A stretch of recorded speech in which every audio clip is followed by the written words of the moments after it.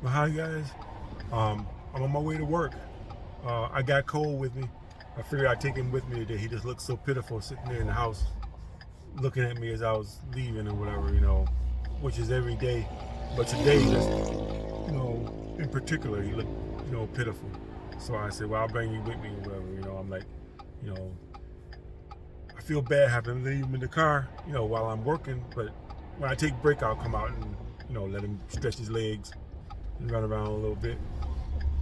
We got a nice area for him to run around in.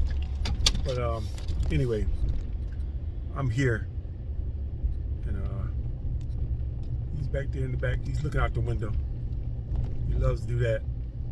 I got a nice shaded spot right here for him to park, where I don't have to worry about him getting too hot here in the truck. Yeah, here we go. I'm gonna park right here.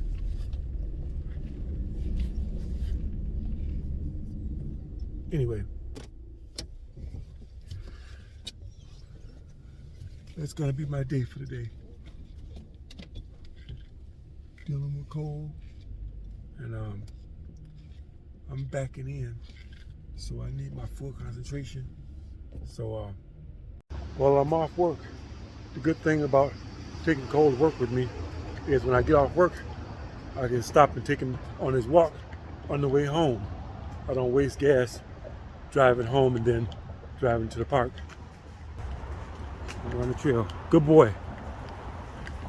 He got out of the way of them bikes. That's all good. He got out of the way of those bikes. That was good. Good boy, Cole. Good boy. What's he doing? What's over there? Boy, he can find some spots, boy. But anyway, like I say, I'm off work. We stopped at the park on the way home. And it's good to stop at the park on the way home because people haven't gotten off work yet, except for this guy and those two guys I just passed. Stay away from that bike. But yeah, you get off work and you go straight to the park. You're not likely to be too many people at the park, pretty much. But there's still more people than I would have liked to have seen. I mean, check this out. There's a couple. Always people. Come on. People. Anyway.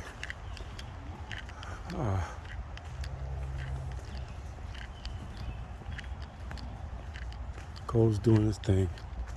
He's being good. He ain't messing with nobody. That's good.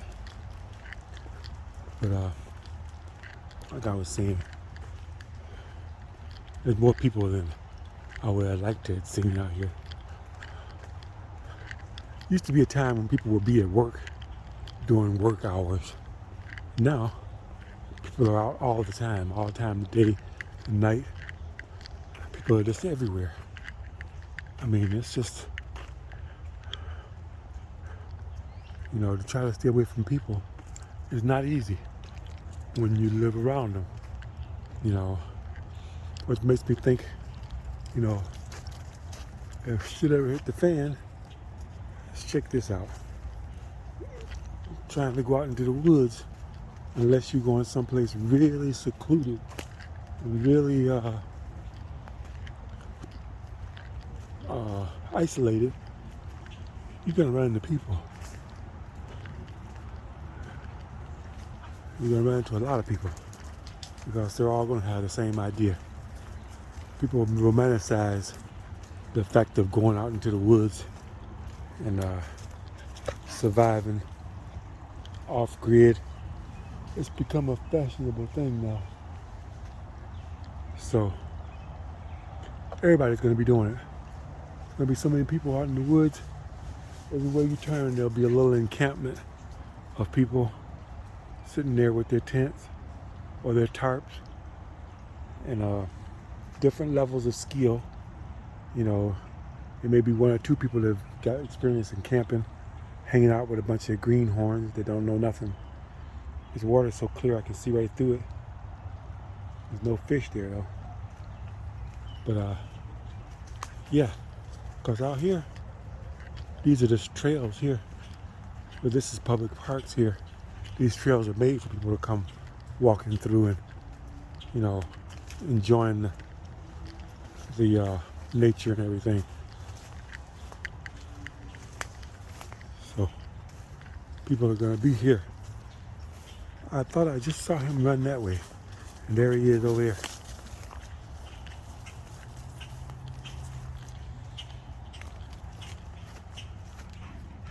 What are you doing? Oh, he's chasing after all those seeds. There's a lot of these seeds flying around. They look like dandelion seeds, but they're not. They're like some other tree. But there's a lot of them.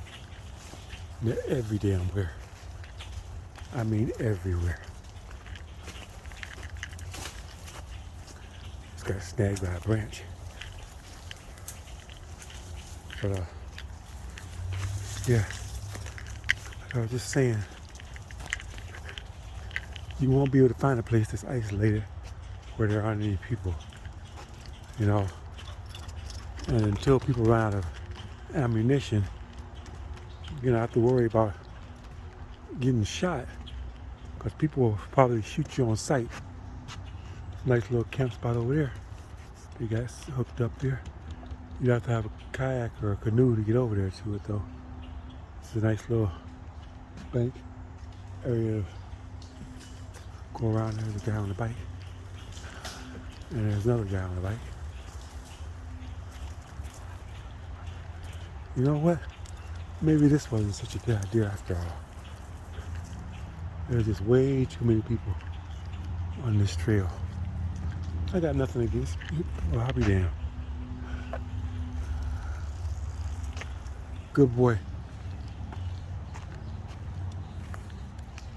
Okay, we're going back. That's enough for me.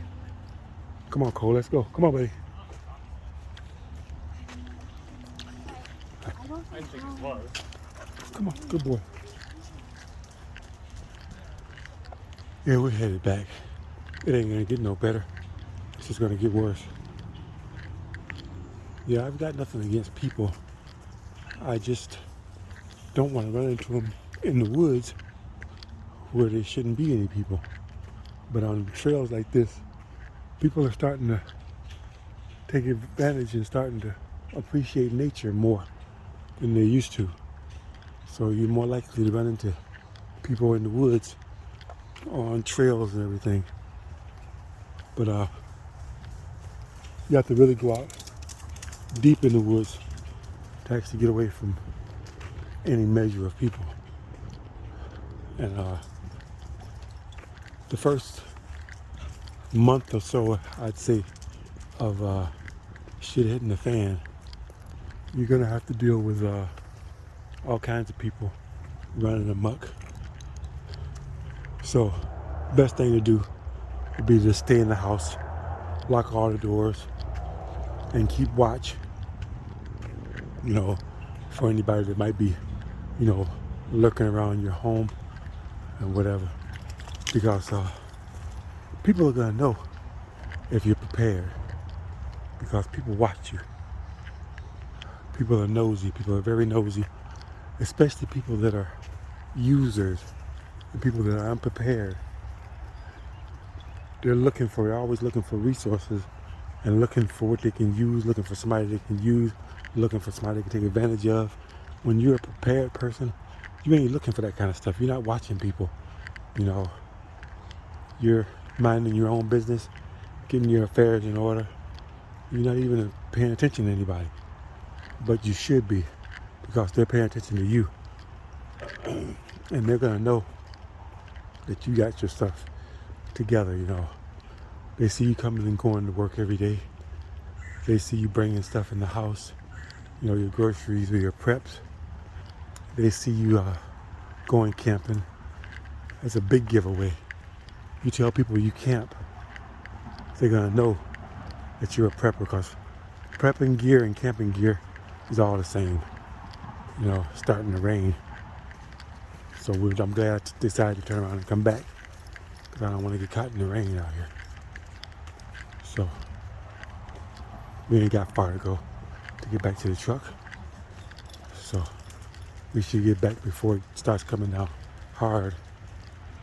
But yeah, like I say, people are always watching you. You know, one of my neighbors noticed my solar panels on the top of on the roof of the house. You know, I live in a mobile home. You know, mobile home roofs are relatively flat. They're not all that steep, so it's not that easy to see, you know, a solar panel up there unless you're actually looking for it. You know, and just so happens he was out in his yard. He happened to look up there and see the solar panels up there, and he's like, what are those? And I'm like, he really went out of his way to ask me because, you know, I really don't usually talk to my neighbors that much. I pretty much stay to myself. You know, I'll help them out when I can, but I don't really do the, you know, the talking everyday kind of stuff and keeping up, you know, with people's business and everything and sharing my business. I don't do that. My neighbors, I pretty much, you know,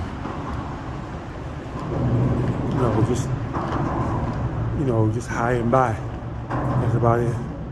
But he noticed my solar panels. Like, what are those? I'm like, well, those are solar panels. He's like, how much they cost to have that done? I'm like, I did it myself.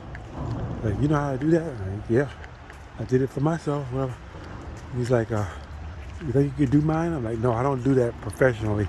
I just did mine. I went to Harbor Freight, got these solar panels, put them together, hooked up a couple of batteries, and that's it. You know, it'll power a couple of lights and recharge my batteries or whatever.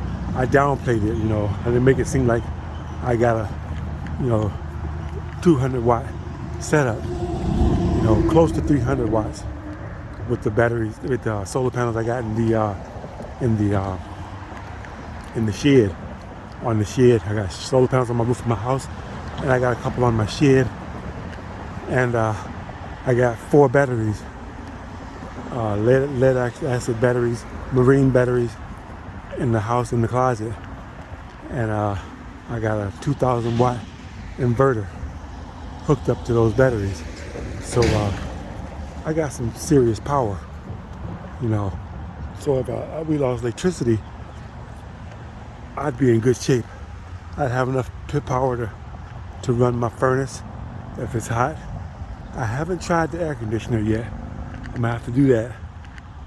I'm gonna try my air conditioner. I'm gonna see how that works. You know, but I gotta have a good sunny day when my batteries are charged completely, and then I'll try it out. That'll be the next test I'll do when it comes to my system. But my furnace will run off of the electricity on my batteries, and it'll keep my house warm because the furnace is electric. The furnace is gas, but it needs electricity to crank up and start up, and those batteries will do that job pretty nicely. Well, we're back at the truck. There's a guy on the one wheel. That's pretty cool. I'd break my damn neck on that thing though. It looks like the rain is starting to stop. It ain't coming down as hard as it was. But I'm not gonna take a chance. We're gonna get back to the truck. We're gonna go home. There's a guy with a truck cap set up there. I don't know what his extent of his setup is, but he's got his stuff together there.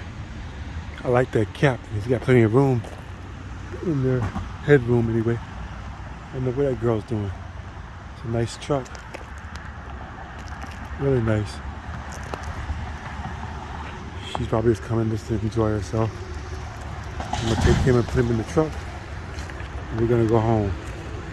That's enough walking for the day.